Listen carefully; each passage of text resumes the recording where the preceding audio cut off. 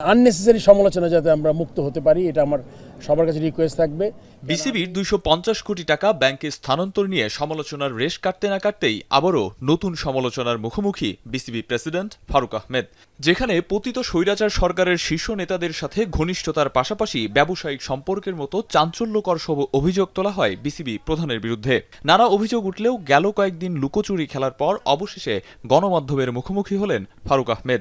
তবে সব অভিযোগ সরাসরি নাকচ করে দিয়েছেন তিনি। আমার ফ্যাসিস্টের সাথে কোনো সম্পর্ক নাই। ওই ফ্যাসিস্ট রেজিমের সাথে যদি সম্পর্ক থাকতো আমি কিন্তু আজকে আপনার সামনে দাঁড়িয়ে কথা বলতাম না। আমি কিন্তু প্রেসিডেন্ট এই নতুন সরকারের। সো এটা কিন্তু আপনাদের বুঝতে হবে, নতুন সরকার যদি আমাকে দেখে যদি বিন্দুমাত্র কোনো সংশ্লিষ্ট থাকতো আমার, তাহলে কিন্তু আমি এখানে আসতাম না আজকে। সাম্প্রতিক সময়ে জম্মু কাশ্মীর নিয়ে ভারত পাকিস্তানের রাজনৈতিক অস্থিরতা চলমান। স্বাভাবিকভাবেই দ্বন্দ্বের ফলে সৃষ্ট অস্থিরতার প্রভাব বিদ্যমান ক্রিকেটাঙ্গনেও, যেখানে অনেক গুঞ্জনের সর্বশেষ সংযোজন বাতিল হতে পারে ভারত বাংলাদেশ সিরিজ।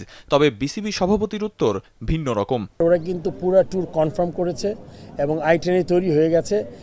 আসলে আপনি সিচুয়েশনটা তো আমি এই মুহূর্তে বলতে পারবো না, বাট এই মুহূর্তে পুরো ট্যুর আছে এবং এটা নিয়ে কোনো কথা আমি শুনিনি যে এটা হবে না। মাঠের ক্রিকেটের অস্থিরতা কমিয়ে সাফল্য বাড়াতে পাইপলাইন তৈরিতে মনোযোগ দেওয়ার কথাও বলছেন বোর্ড সভাপতি। আমাদের পাইপলাইন আপনার এখনও জিনিসটা ভাঙা অবস্থায় আছে, এটা নিয়ে আমাদের আরও বিশাল পরিকল্পনা করতে হবে, সো দ্যাট আমরা রেগুলার বেসিসে প্লেয়ার পাই যারা ন্যাশনাল টিমকে ফিট করবে।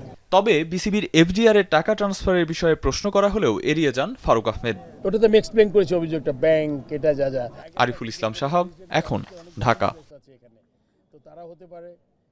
সানবিট সব দিবে সামাল। সানবিট ম্যাজিক প্রেস ডিশওয়াশিং এর মাথা ঘোরানো সলিউশন।